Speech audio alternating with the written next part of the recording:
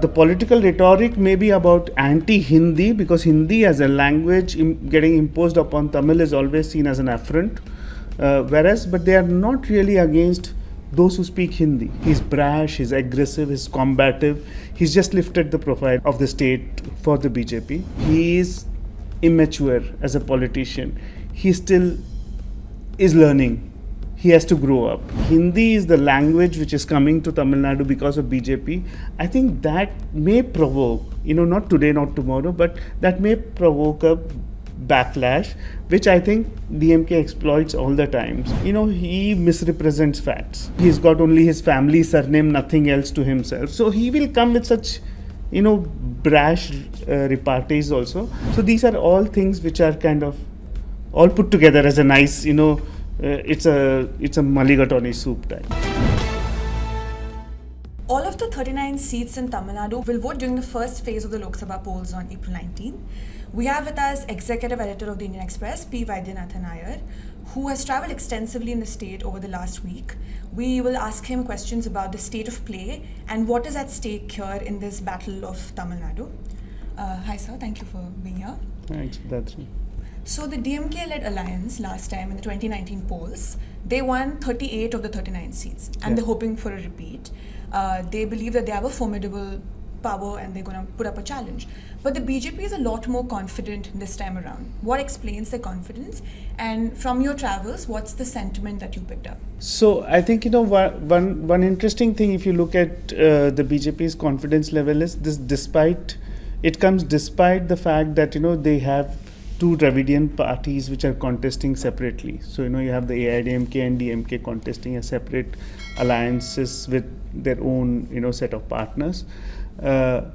What is interesting this time around is, the face of BJP in Tamil Nadu, Annamalai, who's a, IPS officer, was an IPS officer, quit and, came to BJP as vice president and joined as the president and then became the president. So he has changed the dynamics of BJP's play in Tamil Nadu. That is number one. Because he's brash, he's aggressive, he's combative. He's just lifted the profile of the state for the BJP. That is number one. Number two is also, I think, this traditional change in parties winning Lok Sabha elections between DMK and ADMK. I think for first time, given the strength of BJP, given that, it is coming with such huge muscle power into the state, I think it sees some space. Because, there are traditionally, if you look at politicians, they need to be in positions of power. They need positions within political parties. So either you are with DMK or with DMK with no strong third party ever in Tamil Nadu. Now, with almost Congress invisible in Tamil Nadu, BJP opens that space for a new rung of politicians who have not been getting space in ADMK and DMK. So that is something which I observed and which I gathered from talking to people. And of course the last bit is how BJP is trying to kind of play its politics in Tamil Nadu, which is one, against the ruling party, it has this charge of, corruption, of dynasty politics, etc., etc. And against ADMK, they kind of exploit the three-way split in AIDMK between OPS, Edapadi Palanisamy, and TTV Dinakaran. So there, you have something for the BJP that's to make some noise. The last bit is how they are trying to kind of, in a very subtle manner, talk about religion on top of castes and communities. So I thought there they're trying to create some space. So we'll get back to their strategy that they're employing. But I want to talk about the India Alliance. Everywhere else, it seems to be running into issues. But in Tamil Nadu, there is a genuine friendship, it seems like. We recently saw pictures of Rahul Gandhi meeting Chief Minister M.K. Stalin, and there seemed to be a genuine camaraderie. And all of the other smaller parties that they're allied up with also seem to be getting along, and there doesn't seem to be seat sharing issues and other such issues. So how does that play out on the ground, do you think?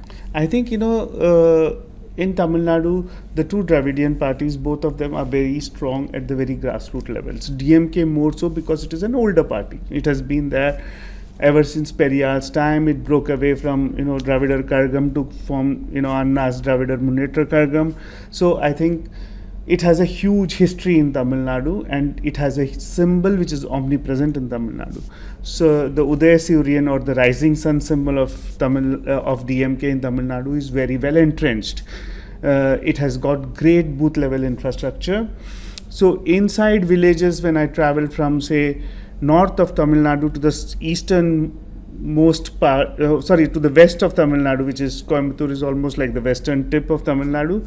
So you'll find that village after village, you'll find that you'll always see the rising sun symbol in every village. No, you won't find a BJP or even a Congress symbol there, because Congress has been there for ages also, but then you will find the DMK and the two leaves, which is red tele in Tamil of AIDMK. These two symbols are very prominent. So I think DMK that way has this huge presence in Tamil Nadu at the grassroots level. Second, I think their alliance is a very strong and broad-based alliance. From the left to, they always have the support of the SC/STs also. They also have the support of the Muslims. So that is and they have, of course, Congress, which is an alliance partner there. So there's a very broad-based alliance.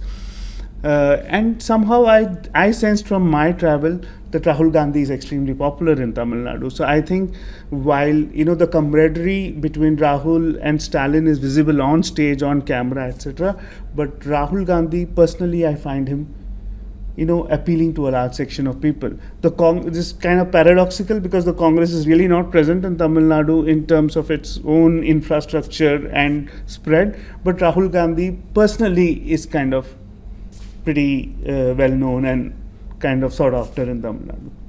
You made a very interesting point earlier about how the BJP is trying to sort of override religion and caste, or mix these two things together while reaching out to like certain OBC groups and allying up with them. Yeah. How does that strategy play out? So you did a report where you spoke to members of the 1 year OBC community, and they made some very interesting points on why they were gravitating towards the BJP. Yeah. If you could first tell us what the traditional base of the BJP has been in the past in Tamil Nadu, and then how they're hoping to sort of like reverse that, and what is the strategy that they're sort of employing. So, I'm getting a sense like this. Maybe I think, somebody can travel much more and wider in Tamil Nadu to find out whether this sense prevails in other places as well. So I traveled from, as I said, from the north of Tamil Nadu to the west of Tamil Nadu, and I was covering parts of, say, Vellore, Kanchipuram. These are places, or Krishnagiri, Dharmapuri. These are strong belts of this is the 1 year belt also. So 1 year, as you may know, is a very strong community in Tamil Nadu, particularly a community which fought very hard for reservations. The state government gave reservation of 10.5% within the most backward class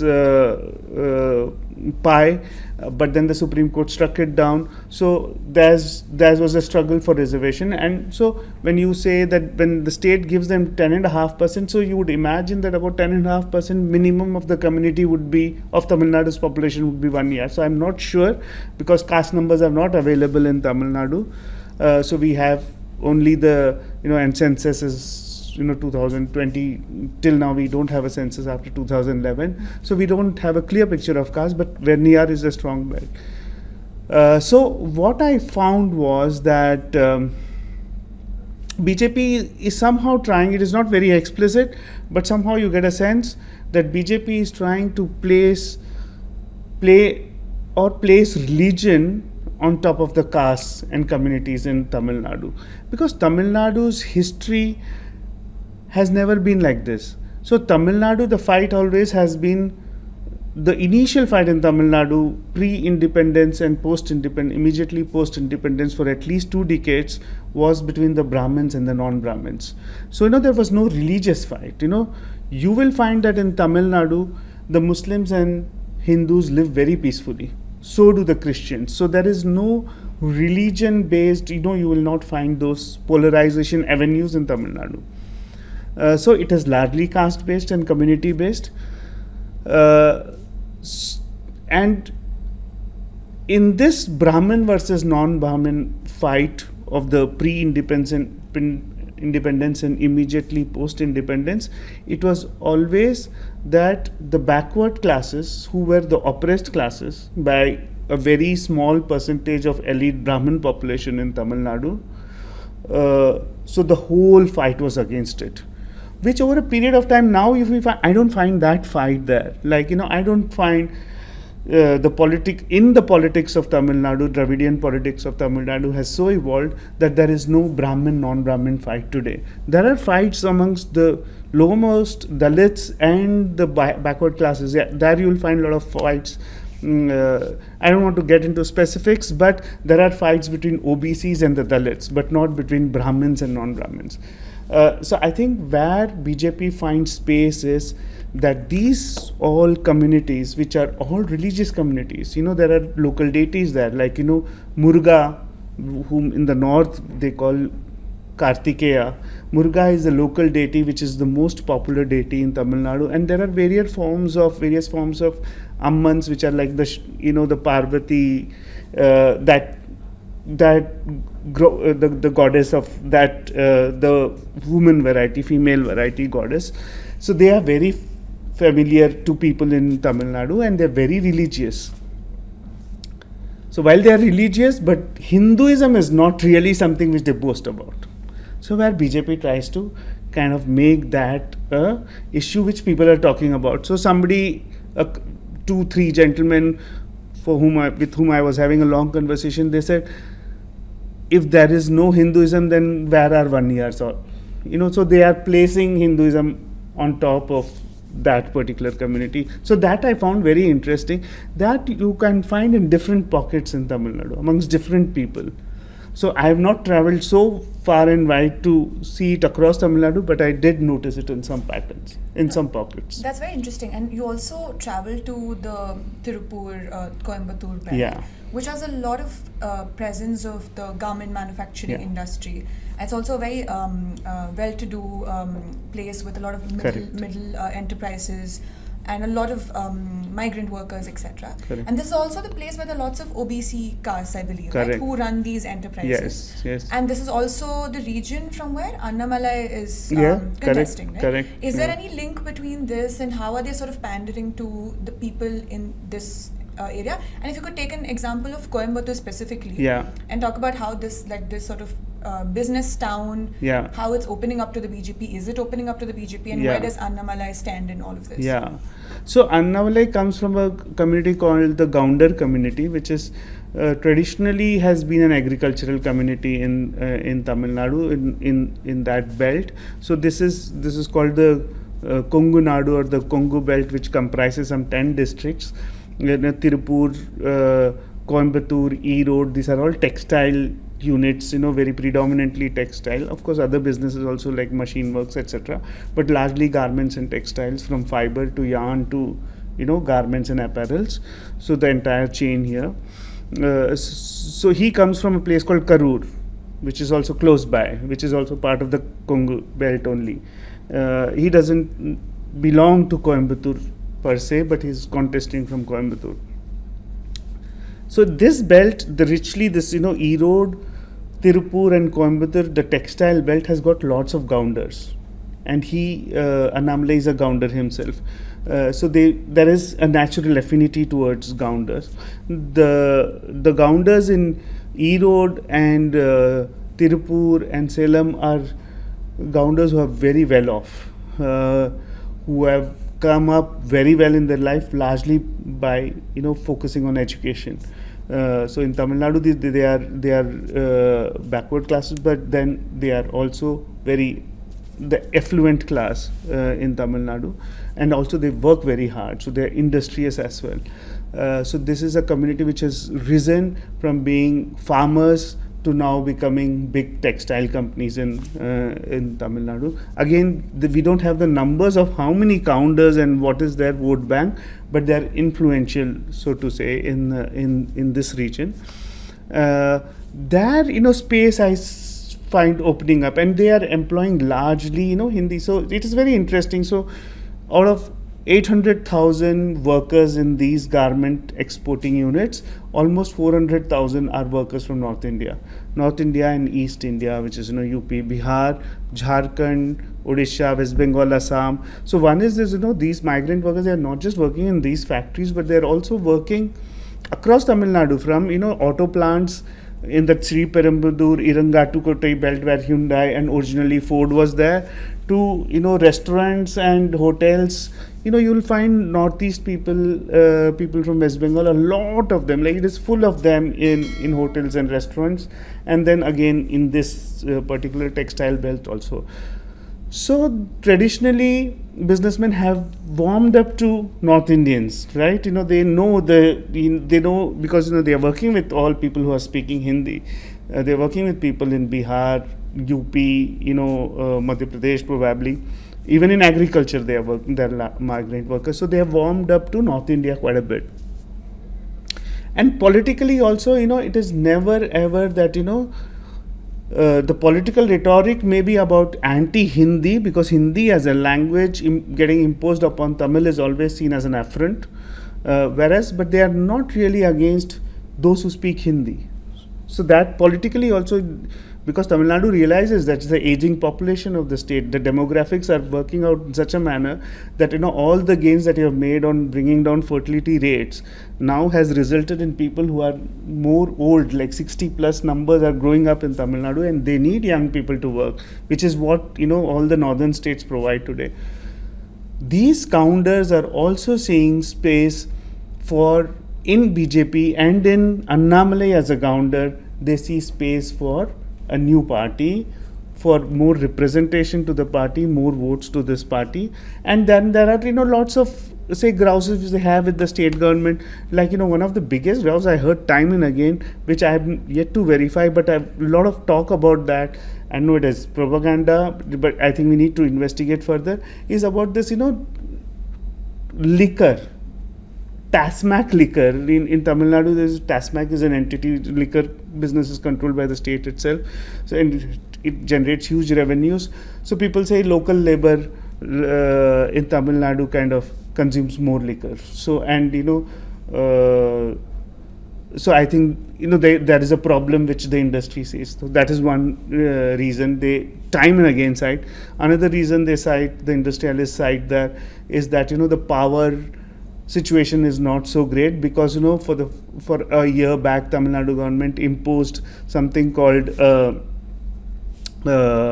what do you call, on the load itself, like if you are engaging a certain quantum of load, then you pay minimum charges for that, irrespective of the usage, the quantum of electricity that you use. So that adds to the fixed costs, and it becomes a recurring cost. So that is something which the industry is resenting. So they have their own reasons to resent the government and the Dravidian parties, and all this is BJP is exploiting very well. So I think that this is the conversation. GST becomes the state GST is creating problems, the central GST is not creating problems. So these are fault lines which the BJP is kind of exploiting and finding more acceptance within the business community. You did touch upon it in all of your previous answers, but I would like to also ask you again as to what explains the DMK's popularity in the state, why it continues to remain as popular despite all of the corruption charges against them and all of the other charges that the BJP again tries to rake up time and again. And for us in Delhi, obviously the big question is whether the BJP will be able to make a mark in that state, because it's always been seen as resisting sort of Hindutva or the larger political ideology of the BJP. So what explains the DMK's pace at the moment, and why are they so confident? Apart from the fact that they've had this long organizational base, right now at the moment, what explains it? So, a couple of things. One is in my tour or journey in Tamil Nadu, my attempt was also trying to locate BJP in Tamil Nadu. So I knew that I kind of know, and I have read and I have kind of spoken to people to understand that DMK is deeply entrenched, is the party which may do extremely well in elections. They have been consistently doing well. There is no strong anti-incumbency, which I didn't sense in Tamil Nadu. But it is also that DMK presents to people a history of Tamil pride and culture, of Tamil's centrality to the people of Tamil Nadu. So, and also since while it is so religious, it is not. See that's again a paradox in Tamil Nadu, that while castes and communities are over this frame of Hindu as a religion, but still castes and communities are deeply religious, and DMK doesn't have any problem with that. So within the DMK cadre, I find that the acceptability of, say, Udayanidhi Stalin, when he makes remarks about Sanatan, is not very well received. So it is one or two leaders may have come out and spoken in favor of Udayanidhi because he is DMK Stalin's son. But otherwise, many veterans of DMK in privately tell me that he is immature as a politician. He still is learning. He has to grow up. So I think that so DMK has been at the ground level able to distance itself, in my opinion, from the fact that it is against Sanatan Dharma. They will not say it openly, but they are not saying that they are against Sanatan Dharma also. They never. Others, the bigger leaders, don't say that. And I think the fact that a lot of it today is seen as, Annamalai, in as much as BJP would project him as a Tamil, non-Brahmin Tamil from Tamil Nadu, he's also seen as an imposition from the central leadership. So it is always like, Delhi decides who the leadership of, BJP should be in Tamil Nadu. So there is this whole central government or the union government versus the state's own pride. I think that plays a lot. And I think people kind of see in Tamil Nadu also, although the Hindi agitation has died down, but if it is seen or if it is perceived that Hindi is the language which is coming to Tamil Nadu because of BJP, I think that may provoke, not today, not tomorrow, but that may provoke a backlash, which I think DMK exploits all the times, because they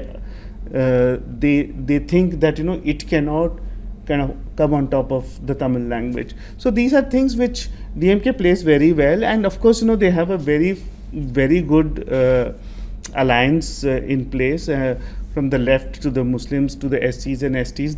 They are all in this alliance along with the Congress. So they present a face of kind of a large acceptable face as an alliance to the people of Tamil Nadu. That's very interesting. And you mentioned all these different paradoxes, right? Like it's a deeply religious society, but also has had this sort of long history of social justice movements and this.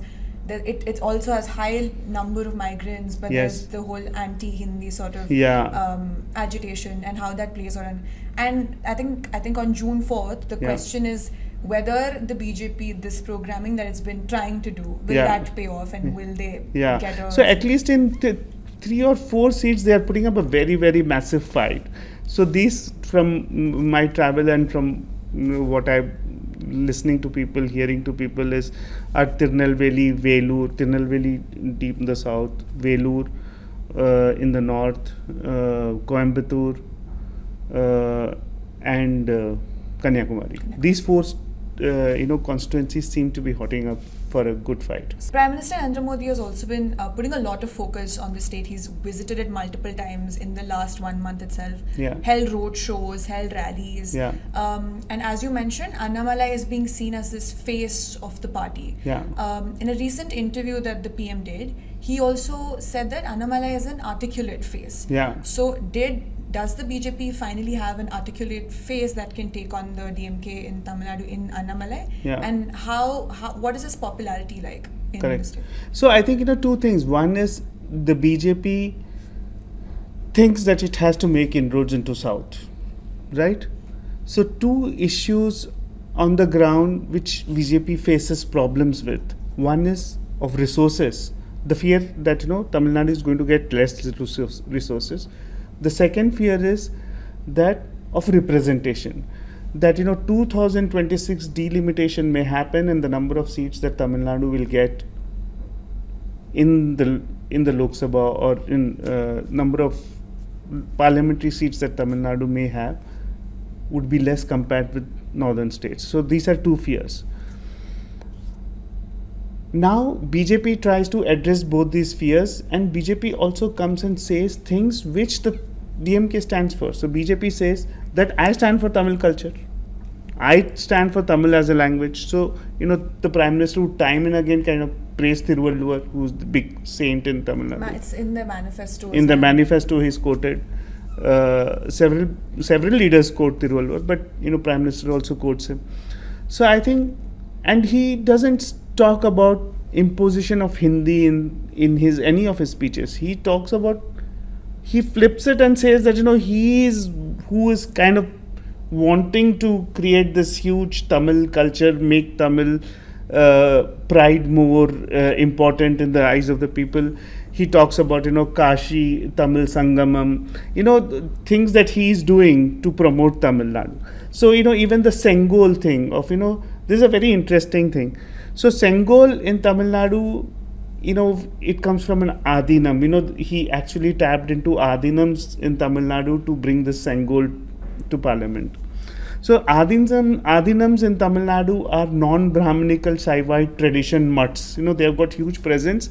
They run temples. They do a lot of Shiv Bhakti, etc. But they are non-Brahminical. They are non-Brahmin caste. So he taps into that caste, which is religious but not Brahmin. It's an outreach for Narendra Modi. And I think the image of BJP in Tamil Nadu as a Brahmin party, as a Mylapore Kotri, Brahmin Kotri. I think, Annamalai, Tamilisai, Soundararajan, these are people who have who are OBCs and Gounders, who have now that image is, I think it is, getting diluted over a period of time. And Annamalai is kind of a physically he comes across as a person who's combative, with very well educated, non-Brahmin, studied well, went to IIM, and then cleared his civil services, became an IPS officer. So Annamalai is a very solid example for BJP to present in Tamil Nadu. And Annamalai also as a person, he is very confident. He comes across as a person who can get away saying anything. He will move from one big issue to the another big issue, and he will exploit all the things which BJP would speak up for. Like, in Coimbatore blast, he will rake up the blast issues, time and again in his rallies or speeches. He will attack the DMK for being for indulging in appeasement politics. He will do all of that. So he exploits all these chinks. And he also, several DMK leaders have said, or DMK leaders or others also, even normal people from his own community tell me that, he misrepresents facts. He will, say something which is, about two people's conversations probably, which nobody is witness to, and get away with that. And before you investigate, do deep dive into what he said, he's moved on to another hot button issue. So he moves from one topic to another so fast that it is very difficult. So many people criticize him for that, but probably this is also makes him attractive to a generation of youngsters who are impatient, who are seeing that he's giving it back to the big leaders. Say when Dayamanidhi Maran calls him a joker, so he comes and says the next day that he's a most useless fellow. He's got only his family surname, nothing else to himself. So he will come with such brash repartees also. So there is some appeal which some people find in Annamalai also. So I think So this is new politics in Tamil Nadu, which is different from. So he can be irreverential also. So I think all this kind of makes Annamalai a very different person. So I think this bit about BJP, where it talks about Tamil culture, where it exploits from Sengol to non-Brahmin religious mutts to say the business community, to the North Indians in Tamil Nadu. So these are all things which are kind of all put together as a nice, it's a mulligatawny soup types.